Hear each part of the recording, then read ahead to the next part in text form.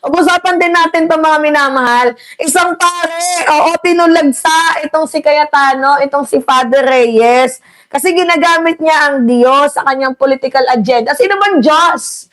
Ang tinutukoy ni Alan Peter Cayetano. Sino bang Diyos? Cayetano, sino bang Diyos yung tinutukoy mo dito?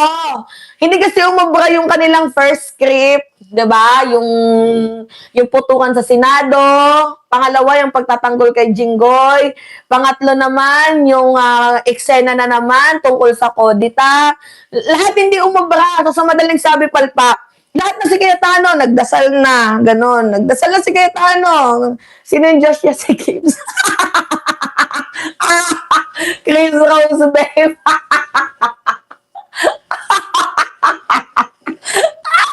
Natawa ako sa komento mo. Sino ba yung Diyos ni Cayetano? Si Gibbs. Kasi mismo mga minamahal, isang padre nagsalita na. Kasi ang hilig di ba gumamit ni Alan Peter Cayetano what do you call this, mga minamahal, ng Bible. May mga verse siyang ginagamit eh. Pero ang laking insulto nun ha. Gumagamit ka ng Biblia tapos dyan ka nananampalataya sa magnanakaw. Di ba? Sabi dito ni Henry Cabrales, he's just trying to figure out how to break the cooperation between the yellow vests and the administration to fight corruption. Tama ka naman. Why do you want to break the cooperation between the two sensible groups? Kasi nga, gusto nila lumipat yung Aquino sa kanila. Parang ganon, Duterte Aquino. Kaso, iba yung issue sa panahon ng Marcos Sr. sa issue sa panahon ng impeachment ni Sara Duterte. Kaya kahit anong proclaim mo, Alan Peter Cayetano, na ikaw yung hero, at tingin sa'yo ng tao, baliw ka na. Kahit nga mismo padre nagsalita na sa kabaliwan mo. Cayetano, sino ba yung Diyos sa tinutukoy mo? Si Kibuloy. Cayetano went out. Kupal pa. Alam mo, Cayetano, mag-out of town ka na lang, isama mo si Marcoleta.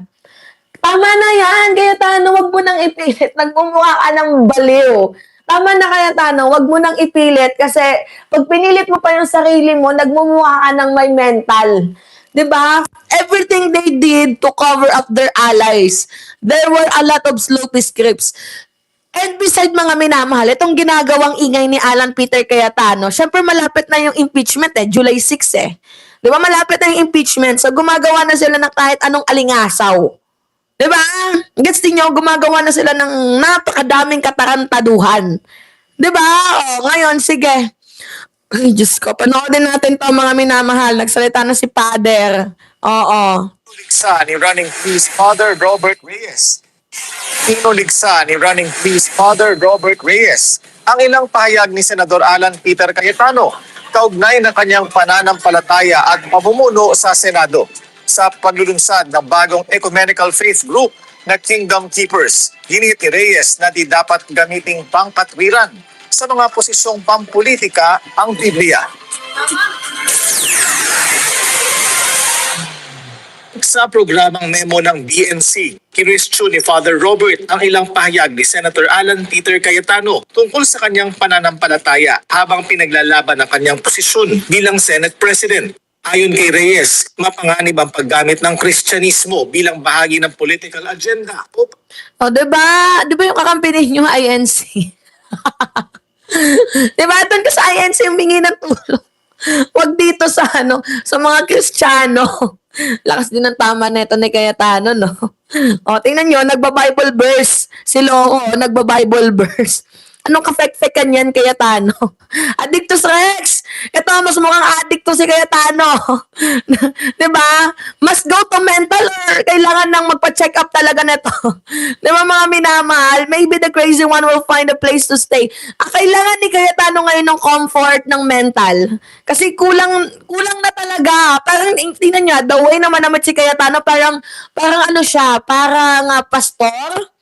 Kapag naninira naman si Cayetano, nakapolo siya. Ngayon, pastor na yung atake ni Alan Peter Cayetano, si Padre Damaso. Diba? Sino ba yung Diyos mo? Kaya tano. Sabi na nag-comment kanina na Chris Ors, babes, si Kibuloy daw. Si Holy Dog. Ay, Diyos ko, kaya tano.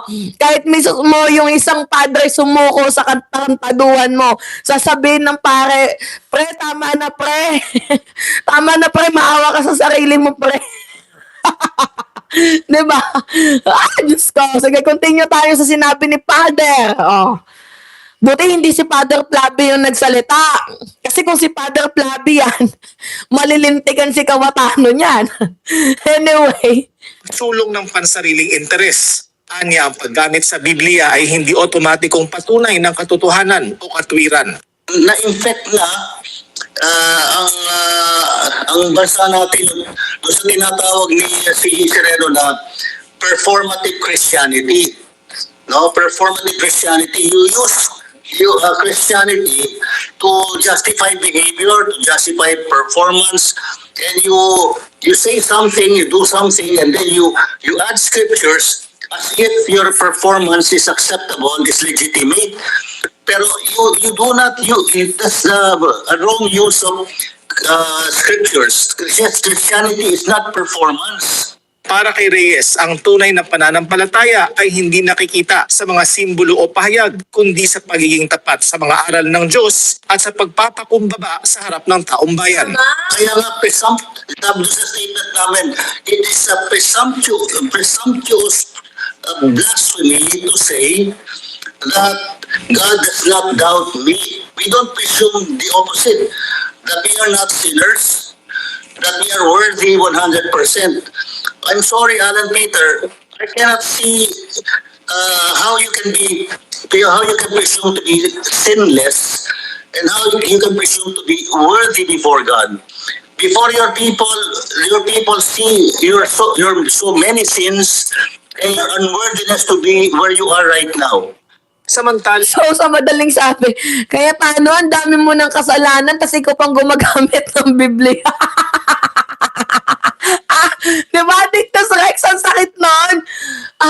You have many sins. Kaya tano eh. Tapos gagamit ka ng Biblia, sa tingin mo malilinis ka dyan? Sinong demonyong nag-utos sa'yo yan, kaya tano? Di ba kami na, tingnan nyo, si Sarah Zara Fox, Delia Rosario, tawang-tawa din. Kasi kahit nga din ako mapapatanong, sinong addict yung nagturo sa'yo niyan? Kahit addict, hindi maiisip yan eh. Kahit addict, magtataka, paano mo naisip yun eh? Yung tipong ang dami mong ginawang kasinungalingan, yung tipong ang dami mong ginawang kabalbalan, tapos bigla mo pang naisip na mag-Bible study. Sinong gagong nagturo sa'yo niyan? Kakasama mo kay Sarah, yan yung napapala mo eh. O ngayon, pagpatuloy pa natin pa mga mahal.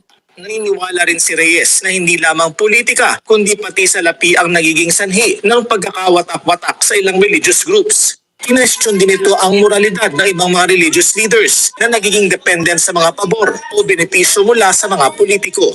Father Robert, nabanggit po ninyo na may mga pastor na nagagamit. Yung grupo ho ba ninyo ay may efforts to reach out to these pastors para hindi po sila magamit sa politika? It also applies to the Catholic Church, to the Protestant churches. Politics has divided us. But you know, ito rin natuklasan ko rin. Behind the politics of division is the politics of money. Kasi there is money. Ang daming, kasi sa malaling sabi sa politika, ang daming pera. Totoo yan, mga minamahal. Ang daming pera talaga sa politika. So, kung nagagamit man tong mga padremonyo na to, kita-kita na lang daw kayo sa impyerno, sabi ni Digong. Kasi wala din naman daw mapupunta sa inyo sa langit, kundi mapupunta din naman daw kayo sa impyerno. So, kita na lang daw kayo sa impyerno. Tayo ng buhay to. Continue tayo. Na mga pastor, mga pare, mga obispo ay pwedeng bigyan ng politicians ng pera.